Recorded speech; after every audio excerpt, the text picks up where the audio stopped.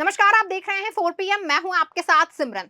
उत्तर प्रदेश इस वक्त चुनावी माहौल में है। वहीं दूसरी ओर देश का भविष्य यानी कि आज जो युवा है हमारा, वो काफी ज्यादा सरकार से नाराज चल रहा है। वजह साफ है कि देश में बेरोजगारी इतनी ज्यादा बढ़ चुकी है कि कुछ कहने कोई नहीं है। अब छात्र नौकरी के लिए दिन रात मेहनत कर रहा है बेचारा, और पेपर लीक होने की वजह से उनकी मेहनत पर पूरा पानी फिर जाता है। ये छात्रों के साथ मजाक नहीं हो रहा है तो फिर और क्या हो रहा है। सालों साल बेचारे छात्र मेहनत कर रहे हैं और वैकेंसी नहीं मिलती है और छात्र आत्महत्या कर लेते हैं। तो इसका जिम्मेदार आखिर कौन है? रही हमारी सरकार। तो योगी सरकार का पेपर लीक को लेकर रिकॉर्ड जो है वो काफी अच्छा तो है नहीं।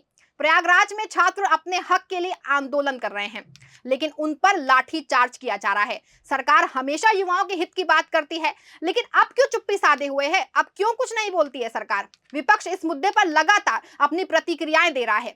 प्रयागराज में लोक सेवा आयोग कार्यालय में सामने छात्रों के प्रदर्शन जो है वो आज उनका चौथा दिन है। आज सुबह प्रदर्शनकारी छात्रों और पुलिस कर्मियों में काफी ज्यादा झड़प हो गई। इस पूरे मुद्दे पर हम बात करने के लिए हमारे साथ प्रगति भी हैं, लेकिन उससे पहले आप प्रदर्शन की वीडियो और तस्वीरें पहले देख लीजिए।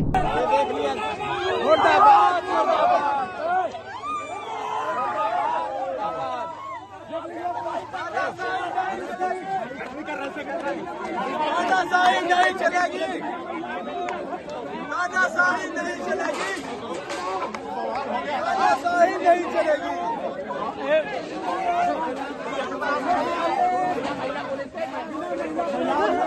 पूरा सोशल मीडिया पर एसडीएम वाले बट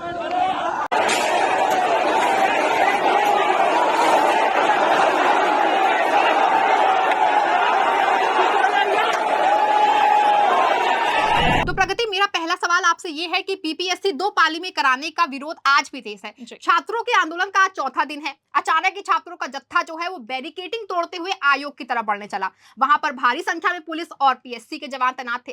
छात्रों को रोकने की कोशिश की जा रही है। उस पूरे मुद्दे पर अखिलेश यादव जो है वो पहले ही अपनी प्रतिक्रिया दे चुके हैं और उन्होंने आज भी इस पर ट्वीट किया है। उन्होंने लिखा है कि लोकतांत्रिक आंदोलन जो है उसको खत्म करना भाजपा सरकार की महाभूल होगी। तो इस पूरे प्रकरण पे आपकी प्रक्रिया क्या है? जी बिल्कुल, मैं सबसे पहले तो जिस दिन ये आंदोलन शुरू हुआ था उस दिन की चर्चा करूंगी कि जिस तरह से ये आंदोलन शुरू हुआ उसके बाद से लगातार बीजेपी सरकार को विपक्ष घेरने की पूरी कोशिश कर रहा है। और अगर हम देखें तो अखिलेश यादव जिस तरह से उन्होंने अपने बयान भी दिए थे, उन्होंने ये बात करने की पूरी कोशिश की थी कि अगर इस तरह से लाठीचार्ज किया जा रहा है तो इसका जरूर जो नतीजा होगा वो चुनाव में देखने को मिलेगा। और आज जो उन्होंने ट्वीट किया है उस पर भी चर्चा करते हैं, जो कि बहुत ही निंदनीय है और भाजपा सरकार की असलियत को बताता है।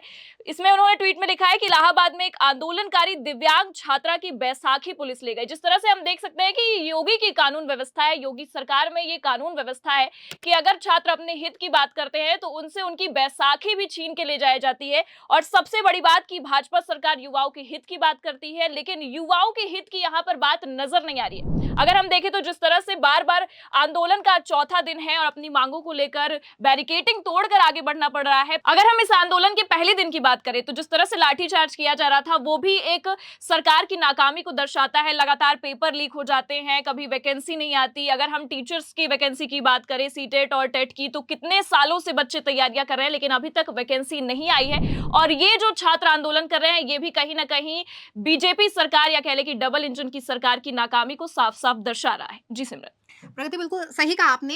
इसके साथ मेरा जो अगला सवाल है वो ये है कि बीजेपी सरकार जो है वो इस देश में लगातार ऐसे ही फैसले लेती है जिसका विरोध ही होता है और फिर सरकार को बैकफुट पे आना पड़ता है। सरकार का काम जो होता है वो जनता के हित में फैसले करना होता है, ना कि उनके खिलाफ जाकर के ऐसा कुछ करना होता है। लेकिन बीजेपी की राजनीति में शायद ये शामिल ही नहीं है। वो आखिर अपनी तानाशाही को जनता के ऊपर थोप क्यों रही है?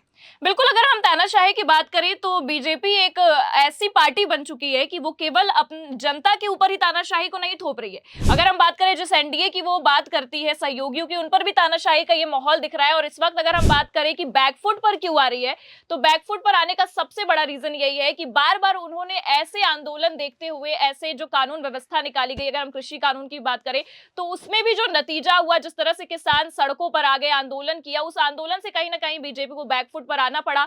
और यही नतीजा है कि इस बार रोजगार को लेकर जिस तरह से युवा सड़कों पर उतरे हैं, कहीं ना कहीं वो भी बीजेपी को बैकफुट पर आने के लिए मजबूर कर सकता है।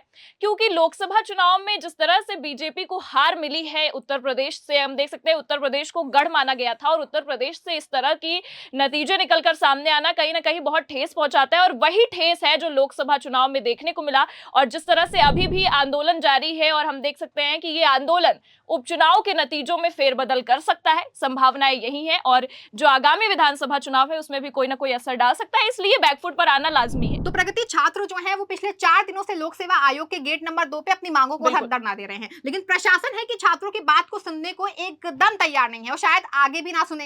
एक बात, शायद सरकार ने जो फैसला ले लिया वो उनके लिए पत्थर की लकीर हो जाता है। सरकार को लग रहा हो कि वो फैसला बदलेगी तो उनकी फजीहत हो जाएगी काफी ज्यादा, तो हो सकता है इस डर से भी फैसला नहीं बदला जा रहा है। तो इस पर आपकी क्या प्रतिक्रिया है? बिल्कुल, अगर हम देखें तो डरना लाजमी है, क्योंकि अगर फैसला बदलेंगे तो फजीहत होगी। लेकिन मुझे जहां तक लगता है, जिस तरह से माहौल अभी दिख रहे हैं प्रदर्शन या आंदोलन के, तो ये फैसला बदलने की नौबत आ सकती है, क्योंकि विपक्ष भी पूरी तरह से घेरने की कोशिश कर रहा है सरकार को। और छात्रों का जो ये आंदोलन आज चौथा दिन है, लेकिन आंदोलन में कोई भी कमी नहीं देखने को मिल रही है। लेकिन आपने जिस तरह से प्रशासन की बात की, तो मैं कानून व्यवस्था पर भी आऊंगी। जो कानून व्यवस्था देखी जा रही है योगी सरकार की अभी लोकसभा चुनाव के नतीजों के बाद से भी, तो वहां पर भी यही माहौल दिख रहा है कि ये कानून व्यवस्था बिल्कुल भी लाचार हो गई है। अगर छात्र अपने हित की बात कर रहे हैं तो ना सरकार उनसे बातचीत करना चाह रही है, ना कि यूपी की योगी सरकार की कानून उनसे आराम से बातचीत करना चाह रही है। लाठी बरसाना शायद उनको सबसे आसान तरीका लग रहा होगा ये माहौल को शांत कराने के लिए, इसलिए बैरिकेटिंग तक तोड़ने की नौबत आ गई। और अब आपने जैसे कि अपने इंट्रो में ही बताया था कि झड़प भी हुई है पुलिस वालों के साथ छात्रों की, तो ये भी कहीं ना कहीं यही नतीजा बताता है कि जो चीज शांति से सुलझ सकती थी उसके लिए इतनी बड़ी नौबत आ गई कि आज चौथा दिन है और प्रदर्शन उसी तरह से जारी है। तो प्रगति, अब मेरा आखिरी सवाल आपसे है, उसके बाद हम बातचीत को समाप्त कर देंगे। तो मेरा आखिरी सवाल आपसे ये है कि सरकार जो बटेंगे कटेंगे का नारा दे रही है और एक वर्ग को जोड़ने की कोशिश कर रही है, और दूसरी तरफ है छात्रों पर अपना आदेश थोप रही है। एक तरफ छात्र जो है वो मुख्यमंत्री से मांग कर रहे हैं, दूसरी तरफ जो मुख्यमंत्री हैं वो अपने प्रदेश को छोड़ करके दूसरे प्रदेशों में बीजेपी की सरकार है उसके बनाने के लिए वोट कर रहे हैं। तो क्या सरकार को युवाओं की चिंता नहीं, उनके भविष्य की चिंता नहीं है, उनको केवल अपनी कुर्सी की ही चिंता है? तो वो और काफी प्रदेशों में जा रहे हैं, अपना प्रचार कर रहे हैं चुनाव के लिए, लेकिन यहाँ पर प्रदर्शन कर रहे हैं, इनसे बात नहीं कर रहे हैं। योगी सरकार का अभी तक एक भी जो है उस पर उन्होंने कुछ अपनी राय और टिप्पणी कुछ रखी ही नहीं है।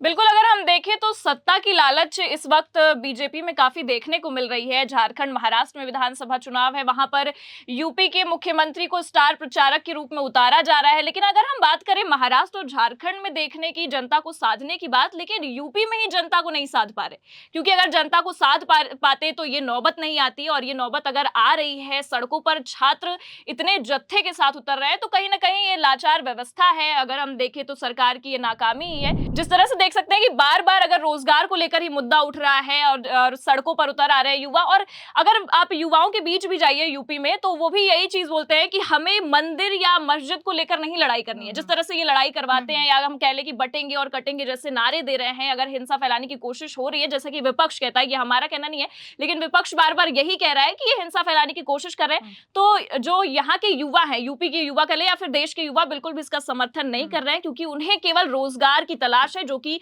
यूपी की योगी सरकार नहीं दे पा रही है, और बटेंगे और कटेंगे जैसे नारे दूसरे राज्यों में दे रही है। तो प्रगति, आपको बहुत बहुत धन्यवाद हमारे साथ बातचीत में जुड़ने के लिए। जी, बहुत बहुत धन्यवाद। छात्रों का स्पष्ट कहना है कि माननीकरण को हर हाल में वापस लिया जाए। उनकी नोटिस जब तक जारी नहीं होती है, आंदोलन खत्म नहीं होगा। बुधवार रात को भी बड़ी संख्या में छात्र जो हैं वो आयोग के बाहर डटे रहे। प्रदर्शनकारियों को आशंका है कि संख्या कम होने की स्थिति में उनको उठा भी लिया जा सकता है। पीसीएस प्री और आरओ एआरओ के अभ्यर्थी की मांग है कि आयोग जो है वो नॉर्मलाइजेशन की प्रक्रिया को कैंसिल करे और 2-2 दिन की बजाय दोनों एग्जाम को एक ही दिन में कराया जाए। इस बातचीत में फिलहाल बस इतना ही। अगर आपको हमारी बातचीत अच्छी लगी हो तो हमें कमेंट करके जरूर बताएं, और अभी के लिए धन्यवाद।